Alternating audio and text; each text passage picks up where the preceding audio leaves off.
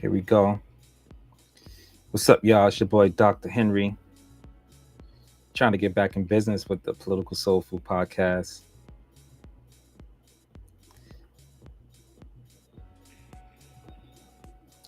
Yeah. When life is life, and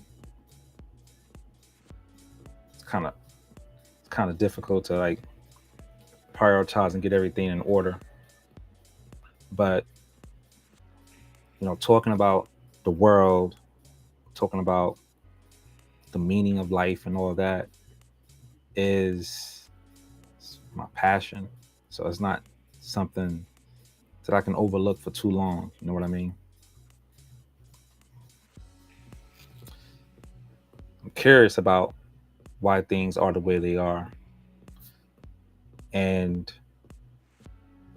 I've understood for a long time the importance of learning, especially as a human being. Having that capacity to learn means to me that there's a moral obligation to be intelligent. And when I say intelligent, I'm not talking about a know-it-all. I'm talking about someone who reflects on what he or she thinks is true, what he or she thinks is the right thing to do. So just getting back into the swing of things, I'm definitely going to try to be a little bit more consistent. And at the end of the day, this is something I'm doing for myself. Because when I come up here and talk, I'm really talking and discovering things for myself. I like reading books, discussing ideas about the world. In fact, my area of interest as an academic or scholar is literally intellectual history, also known as the history of ideas. Yeah. So within that, there are different specific themes that I get into, and they're kind of broad, and so an interdisciplinary thinker, and I think we all should be. We will all have something that we specialize in, or something that we enjoy doing, or something we are most concerned about. Whatever your priority or your pyramid of knowledge is, there will be something at the pinnacle which shines light on everything else or explains everything else. However, it's important to be aware that there are other things that exist. So with that mentioned, I'm very much interested in politics, of course, and this idea of democracy is very much a concept that I am so curious about. In other words, how should power be distributed among human beings? Who should be in charge, or who should make decisions?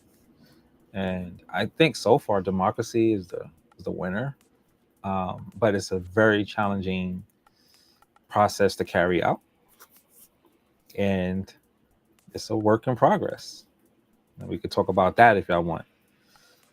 Another topic that I'm interested in, which is very much related to human rights, related to democracy, and that is human rights. So this idea of what people should understand about their own sovereignty, what people can demand and claim as living things on this planet Earth, among other living things, among other human beings and animals, and of course, entities that we don't know about yet, if I may. And finally, the concept of secularization, one of my favorites, very juicy. And that concept very much related to democracy and human rights as well. And secularization, I think, is a concept that a lot of people are not gonna don't like, but and I think misunderstand. So, I mean, the straightforward definition of secularization is, sort of the process by which religion becomes less and less socially significant. The decline in the social significance of religion. Now, some people take that to mean an anti-religious doctrine, and no, it's not an anti-religious doctrine. It's a sociological process in a sense. And there's some debates about what that means. I think some people define secularism as atheism, or they define it as, secularization as atheism, or secularization as secularism. Let me pay attention to what I'm saying. So secularism, that ism, is a system more than it is a process, a system or a belief system, or you can say process, I guess, where religion and society, the social world, have an agreement, right? It's a contract. Hey, religion, you're over here, and everything else is over here. And so while religion may participate, or the religious may participate in society, in the public sphere, it has limits, but it is also protected to exist and, and to be expressed in different ways according to the numerous religions we have on this planet. All right. So those kind of things I'm into. Yo, we got DG Films. That's no other than my boy Dante, very talented Black man out here in this world. His creative mind is always expanding and overlapping and finding new ways of expression. So keep doing your thing, bro. It's good to see you up here. So yeah, so I'm just getting back into the space. I've been kind of in and out. And I declared that I'm going to be in and in. And talking about some stuff, some things may be kosher and others may not be as kosher, in terms of, people may disagree with certain things, but that's what it's all about. But I do feel that, there's a need, a requirement that we look at society, look at ourselves, and see what's going on. I mean, yeah, I appreciate you too, bro. I got this book. I had a couple of books in my lap, so I was going to use these books to start some conversations with myself. I'm like in this philosophical mode right now. So one book, Pedagogy of the Oppressed. I don't know if you can see that. Okay, by Paulo Freire. Very good book. Paulo Freire is an educational philosopher and activist. I think a social critic as well. Someone who is into decolonizing the modern world. And this book really talks about what people who are trapped or persuaded or married to a European framework, in which, by framework, I mean a European society, of course, and all of its values. And that's important because, European society, or European derived society, which past forms of democracy still exercises a monopoly on culture, obviously a monopoly on money and resources and politics, but it's a monopoly on how we think and how we understand the world, how we understand ourselves, what we value, what's important, right? Things as hair texture or skin color, all these things are influenced by a belief system or a culture.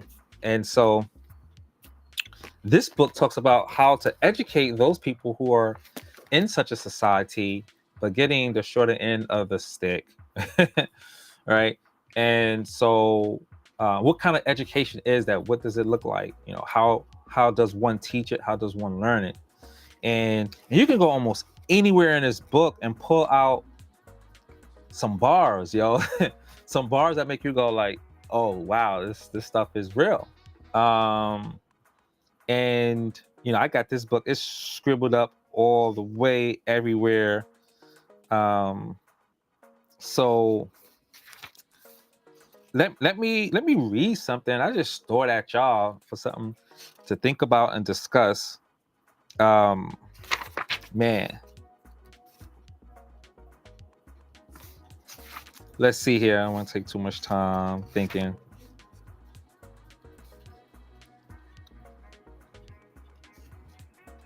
All right, let me start off with chapter 1. The first paragraph in chapter 1. How about that? All right, chapter 1. While the problem of humanization has always, from an axiological point of view, been humankind's central problem, it now takes on the character of an inescapable concern. Concern for humanization leads at once to the recognition of dehumanization, not only as an ontological possibility, but as an historical reality.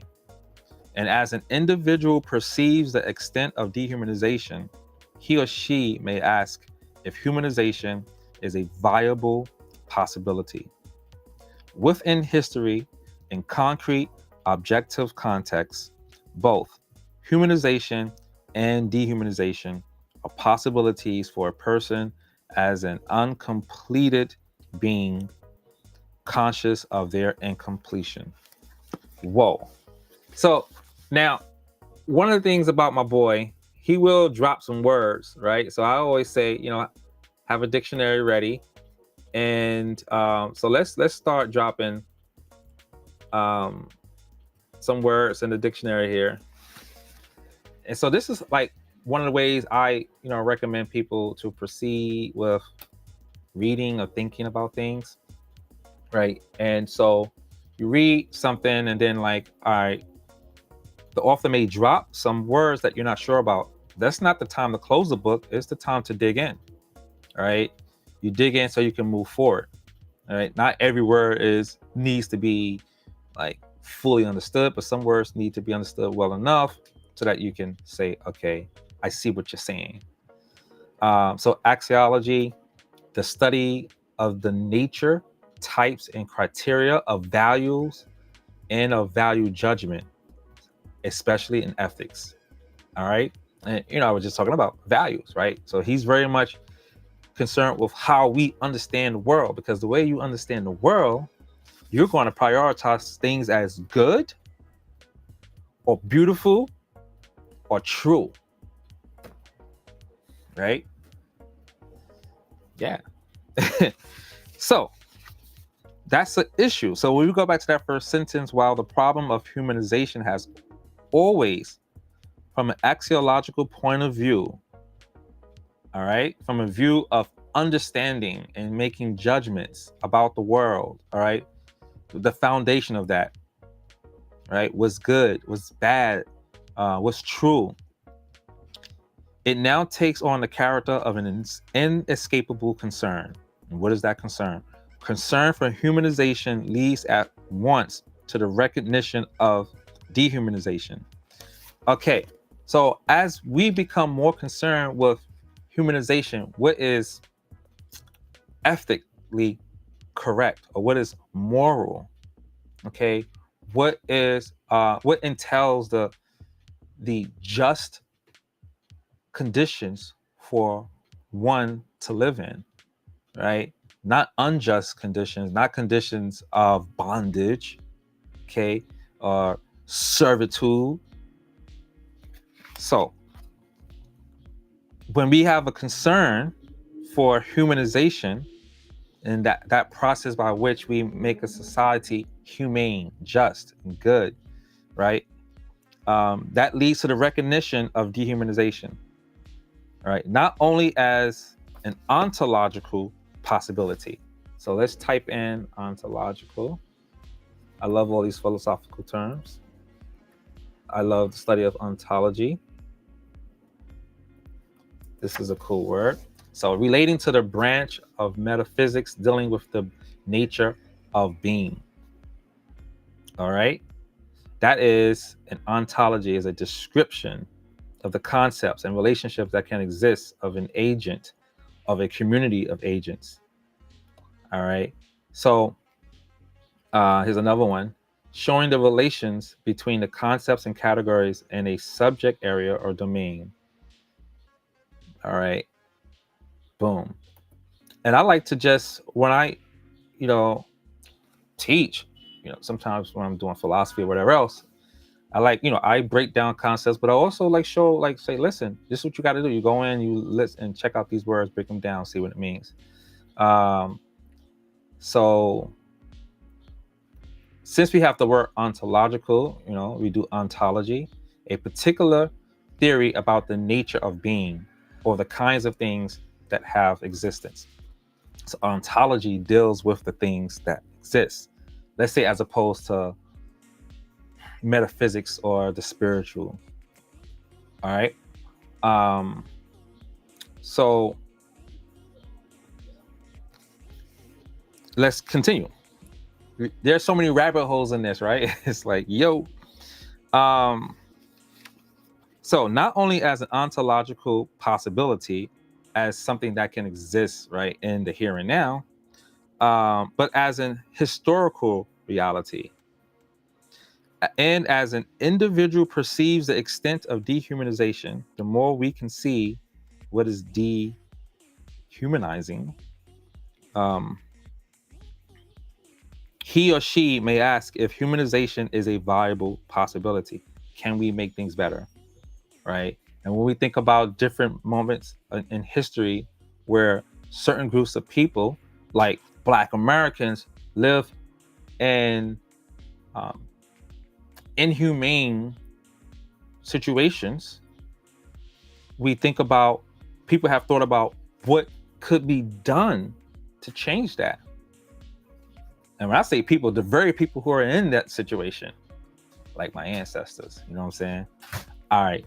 So that's what that is right there. Within history, in concrete objective context, both humanization and dehumanization are possibilities for a person as an uncompleted being conscious of their incompletion. Psst, yo, a mouthful in this, right? So I want to, maybe we can just like, we can schedule sort of a book study day, a series to go over this and completely, but this, this is where he begins. And then he unpacks what he means, right? So let me just flip, because I'm ready to dig in, but I want to talk about another book. But I'm trying to sell the importance of this book, or at least the ideas in it. All right. So here in another paragraph, he explains dehumanization. Check this out.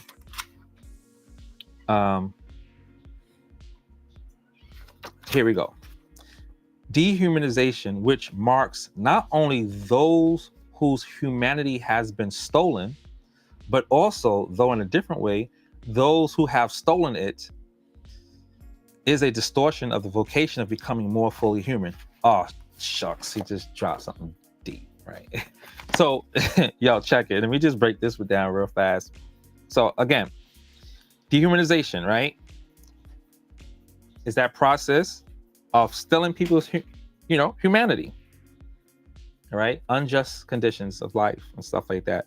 But it is not only a mark on people in those unfortunate situations. It's a mark on people who are creating those horror conditions, those horrid conditions to live in. So people who actually commit acts of immorality, unethical acts, they are actually dehumanizing themselves because they're not living in the fullest potential of their capacity as intelligent and moral beings.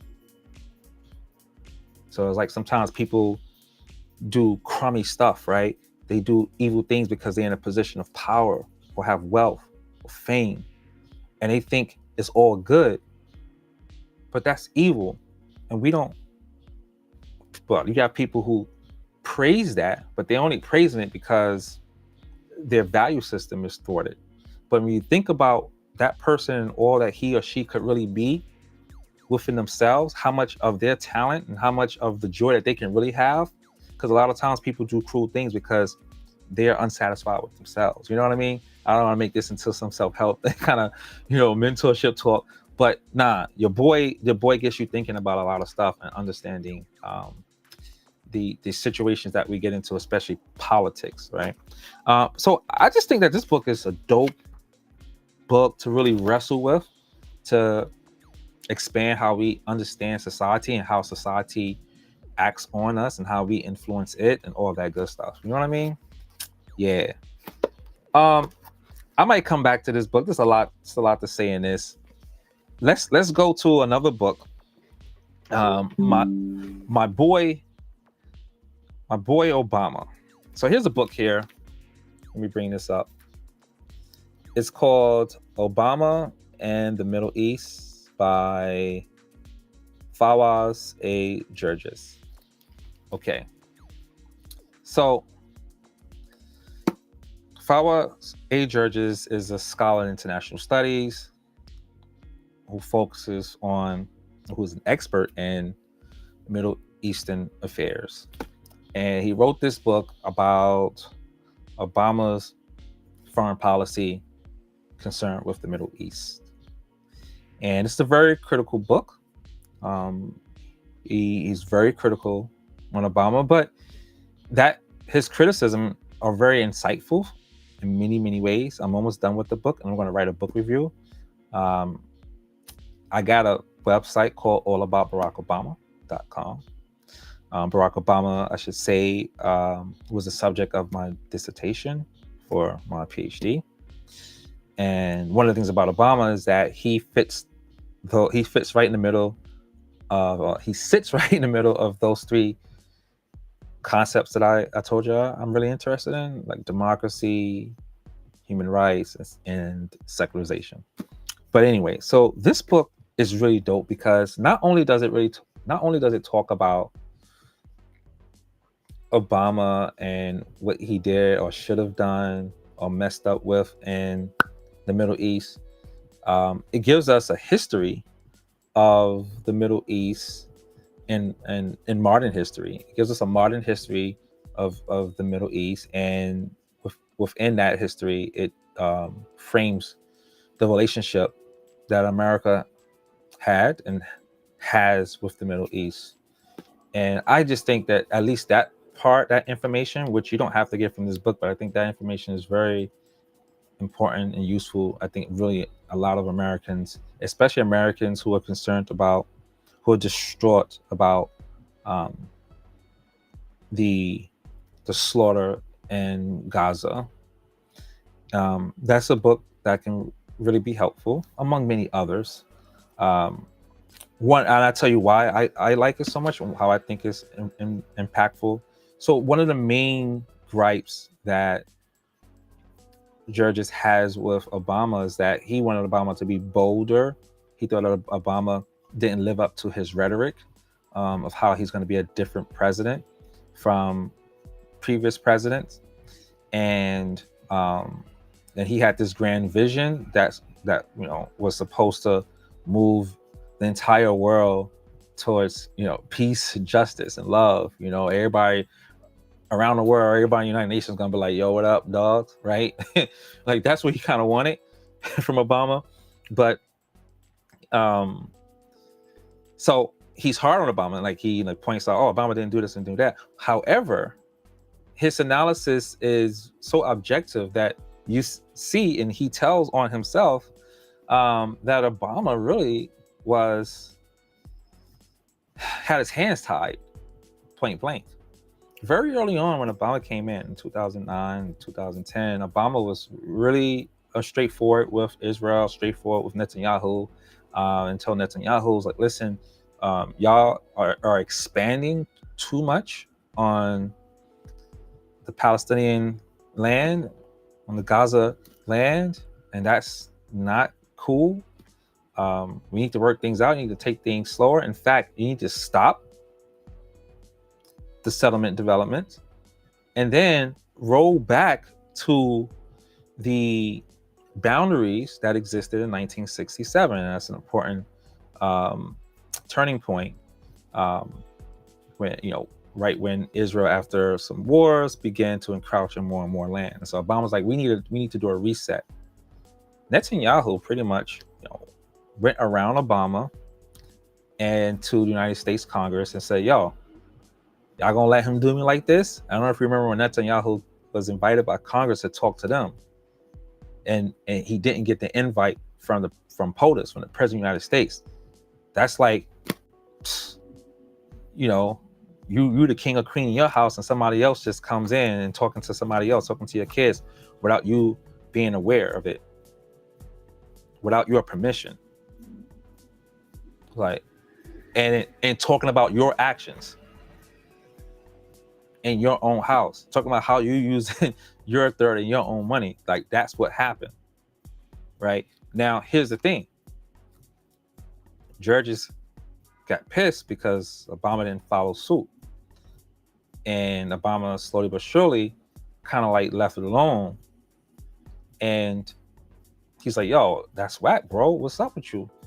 My thing is, how could Obama do it when Obama comes in, he came in real and strong, like he had boys behind his back, like he had voters who had his back. And he was like, all right, yo, you see how I'm moving? I just got elected with high numbers. Y'all need to listen, I'm trying to do my thing for peace and justice and unity. And in the beginning, a lot of countries were like, oh, dag, Obama is a new sheriff in town. But when they saw that there was a low voter turnout in 2010 and he lost the House, losing the House means that you're not getting this kind of support from your people as you should. All right. So it's like, you're saying, listen, if you mess with me, I can get you some investments. If you mess with me, I'm gonna put you on the map because I got the resource, I got the connections, but then your connections don't show up. And it's like, why would I rock with you now? Why should I be afraid of you? Why should I be influenced by you? Right. And so that's what happened with Obama in the Middle East. However, and there's more stuff, and he admits this throughout the way. Like during the book, he starts, saying it was going on. So that's, for me, that's something to think about. 'Cause a lot of people are saying, oh, why the United States ain't doing much, but you kind of told other politicians how y'all rock. When somebody stands up for what you want, you don't show up in the polls when it really counts. You're only showing up after the bombs are dropping. All right, I'll get a little hype on this. Anyway, Obama did some good stuff that a lot of people don't even know about. A lot of it's been erased, a lot of it's still standing strong. And, so this book is pretty cool because it gives insight into, the history of, international affairs. Somebody asked me, and I'll drop this and I'm gonna close out. Then, people would be asking like, why the United States supporting Israel and stuff like that? Like, what's up with this relation? And this relation goes back to the Cold War. All right. So after World War II, there were two nations standing, or two world powers standing.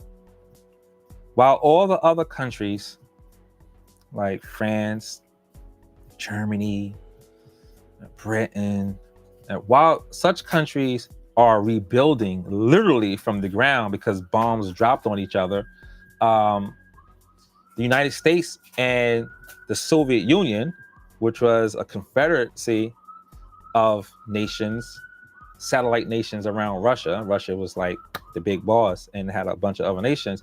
Those two political entities were remaining, and they had vastly different political systems that they wanted to see in the world and economic systems, right? And so United States was like trying to recruit people for its side, and Soviet Union was doing the same thing. That's how we had that Cuban Missile Crisis, because while the United States was making connections with other countries like Turkey and putting up a military base there because they're not sure how Russia going to be, how the Soviet Union's going to be moving. Soviet Union said, "Oh, we're going to do the same thing," and they rocked out with Fidel Castro and put up some missiles, right underneath us, like not even underneath us, like right up on us. And it was like, nah, y'all can't be doing that. So it was this big thing. And so each one of them were trying to get like different states to join in. And the Middle East was a big place. It was a very important place because that's where like most of the oil is, right? Around the world. So everybody need that oil, that gasoline, because everything is running on that gasoline. So the United States needed an ally. And so the United States it's crazy because the United States had a great relationship with Iran at one point, Iraq at one point, it gets really interesting. And this book can open up some doors with that, and so Israel, after the Second World War, many Jews were already prior to that looking to get to Israel, and interests converge. You have a group of people trying to get back to what they believe their historic land, and find a safe place to be because they felt like they were just terrorizing Europe. United States needed to get some allies in the Middle East, so it was like a perfect match, right? So it's like, yo, what you need? All right, you need help and support being recognized as a state. Well, the United Nations is right in the United States. I got you, bro. I got you. Yo, recognize Israel as a state. 1948 hits, boom. And Israel's like, yo, we got you. You know what I mean? Like, if anything pops off in the Middle East, we right here with you, right? I'm breaking it down like that, but literally, read for yourself. You're gonna see how that diplomatic relation, worked. And so that early relationship between Israel and the United States grew out of the United States' concern for the Soviet Union's possible encroachment on a land that is rich with oil. Ain't no solar power going on now at that time, right? Ain't no gas. Natural gas wasn't a thing like that, right? As it's becoming more and more now. Anyway, it gets juicy, right? You know what I'm saying? So for me, sadly, for me, it's like, I see people like, they're protesting now and they're blaming this party, blaming that party. And they don't even see like, the historic roots to what we have now. And I feel like, fine, a lot of people know I lean left. Like I'm a straight liberal, I'll tell you right now. And I vote Democrat. We can have a talk about why if you want. But, there are similarities, but there are big differences between the parties. And one of the main differences is that, Republican Party is really, really pro-Zionism. That part of the Jewish culture or religion that has a very focused goal in terms of the Jewish claim to certain land in the Middle East, right, to Israel, and also what that means in world history and also in terms of religion. And you have another party that's more sympathetic to the fact that, some messed up ish happened in the world, empires come and fall, but trying to like harken back to like 2,000, 4,000 years ago, after a lot of moving around, migration's been happening. It's like, yo, no, we got to respect like changes that happen. And the United States really need to, because like if we're gonna let one country make a claim to 2,000 years ago, in a certain way, then what about the Native Americans up here? All right, I'm causing trouble already, I'm afraid. But anyway, so yeah, so this book kind of gets into a little bit of that while talking about current events in the Middle East, and I think that is very useful for American citizens to become more and more and more aware of the roots, right, and the developments of the problems that we have. And I think it would get people to vote a certain way, but listen, I ain't trying to campaign right now, but real talk, I just feel like, if we understood like how in many ways, our ignorance of certain issues is a form of complicity with the problems that are going on out here. Yeah. And I'm included with that, which is why I'm trying to learn as much as I can. And I say that to say, a lot of people like they were coming after Kamala Harris, say, oh, this and the third. I'm like, yo, where were you when you let Trump in? Like, Trump shoved the U.S. embassy in Jerusalem. And I remember Obama was like, yo, that's not a good idea, because Hamas or somebody's going to clap back. That's like a shared holy land for Muslims, Jews, and Christians. Like, yo, what's up with that? Trump was like, I don't care. Right? Like, we're going to do it like this. And, on top of that, some Republicans are like, yo, we hope Trump get back in anyway, because it's taking Netanyahu too long to just smoke them out. Like, this war is taking too long. Just bomb the mess out of them so we can end it. Right? Like, so people who are saying, oh, I'm not going to vote, but at the same time saying, oh, we want to cease fire, you're not making sense, because you're not really understanding like the realities. It is what it is. And we missed the shot. And Fawaz feel like we probably missed the shot to really help the Palestinian people. With, Obama actually at least putting it out there like, yo, we need to go back to 1967 lines and come up with a two-state solution. All right. So Israel became a state. Palestinians like, yo, what's up with us? We rocking. Like, we want, our share and our ability to participate, within the United Nations as a people, as a recognized people. And everybody's like, nah. So when everybody's like, nah, the president's like, yo, my people said nah. Like, what I'm gonna do? Like, what you gonna do? Like, even a CEO of a corporation has to deal with the votes and the interests of the board, right?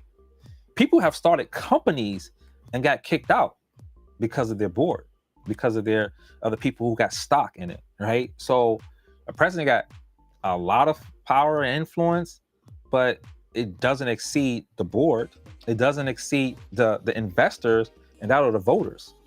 So if you ain't voting, you saying you ain't investing. So when a president says, I want to do this, we should do that, the people he's telling this to need to see the numbers behind him. But we ain't show the numbers. In fact, we had a record low voter turnout right after Obama stood up for Palestine.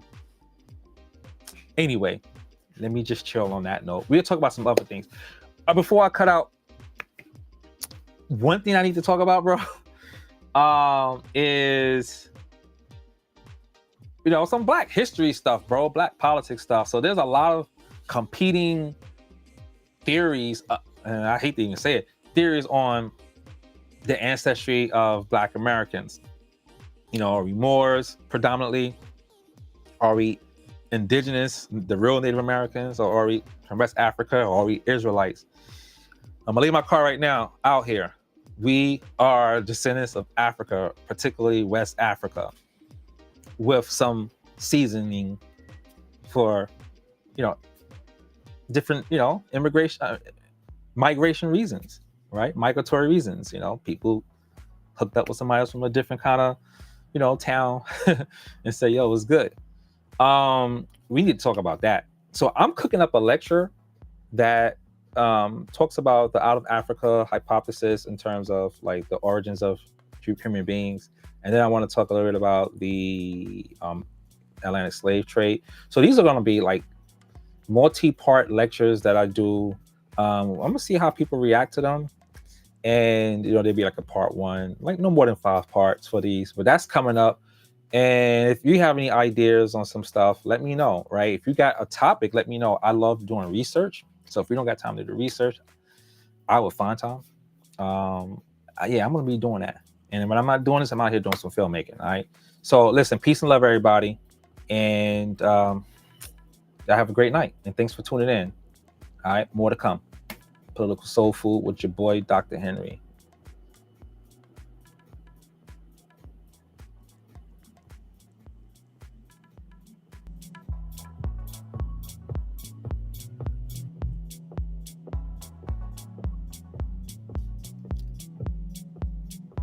Check out these 2 books. If you get them, let me know.